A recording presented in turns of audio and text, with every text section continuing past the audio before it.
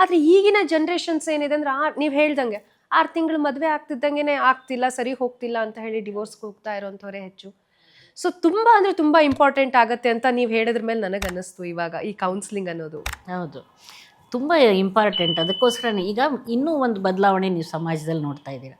ಮೊದಲೆಲ್ಲ ಕೂಡು ಕುಟುಂಬ, ಒಟ್ಟು ಕುಟುಂಬ ಇತ್ತು. ತಂದೆ ತಾಯಿ, ಚಿಕ್ಕಮ್ಮ ದೊಡ್ಡಮ್ಮ ಅವರೆಲ್ಲ ಪ್ರಿಪೇರ್ ಮಾಡ್ತಾಯಿದ್ರು.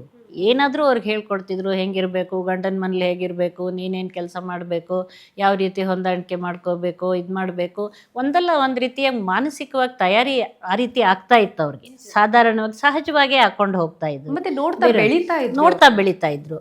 ಇವಾಗ ಏನಾಗಿದೆ, ಒಂದು ನ್ಯೂಕ್ಲಿಯರ್ ಫ್ಯಾಮ್ಲೀಸ್ ಅಂತ ಹೇಳಿಬಿಟ್ಟು ಈಗೆಲ್ಲ ಚಿಕ್ಕ ಚಿಕ್ಕ ಫ್ಯಾಮ್ಲೀಸು, ಅವ್ರಿಗೆ ಈ ಜೀವನ ಶೈಲಿದು ಈ ಅದ್ರ ಬಗ್ಗೆ ಅದು ಲೈಫ್ ಸ್ಕಿಲ್ಸ್ ಅಂತ ಹೇಳ್ತೀವಿ, ಅದಕ್ಕೆ ಎಕ್ಸ್ಪೋಜರೇ ಇಲ್ಲ. ಒಂದು ಮಗು 2 ಮಗು ಇರುತ್ತೆ, ಬಹಳಷ್ಟು ಎಲ್ಲನೂ ಹುಟ್ಟಿದಾಗ್ಲಿಂದ ಅದಕ್ಕೆ ಎಲ್ಲ ಅವಶ್ಯಕತೆಗಳನ್ನು ಪೂರೈಸಿ ಅದಕ್ಕೆ ಬೇಡ, ನಾನು ಕೇಳಿದ ತಕ್ಷಣ ನನಗೆ ಬೇಕದು, ನನಗೆ ಬೇಡ ಅಂದರೆ ಬೇಡ, ಒಂಥರ ಆ್ಯರೋಗೆಂಟಾಗಿ ಬೆಳೆಯುವಂಥ ಪರಿಸ್ಥಿತಿ ಬರುತ್ತೆ.